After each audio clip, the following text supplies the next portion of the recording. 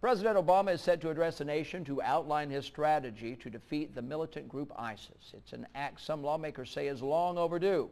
Tracy Potts has the latest on this story in Washington. We need to degrade and ultimately destroy ISIL. That is the end game. But how do you do that? That's what President Obama is expected to outline tonight. It has to begin, in my view, by telling the American people what national interest is at stake here. In other words, how much of a threat is ISIS to the U.S.? Could we be looking at another 9/11?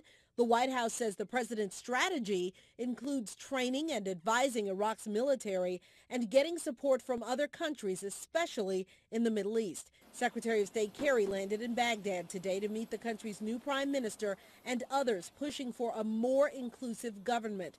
Plus, the president wants to equip Syrian rebels to fight ISIS there. Speaker John Boehner says he'll support that. Meeting with lawmakers Tuesday, our sources say the president insisted he does not need more authority from Congress, but some lawmakers insist he does.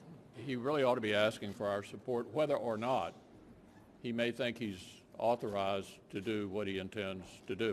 And according to a source familiar with that discussion the president had with lawmakers yesterday, he is not asking Congress for new money to expand this campaign. Tracy Potts, NBC News, Washington. Once again, we want to remind you the president will address the nation tonight at 8 o'clock. You can watch his speech right here on Local 15, and a programming note. All NBC shows will air in their entirety tonight. Local 15 News at 10 will begin at 10:15.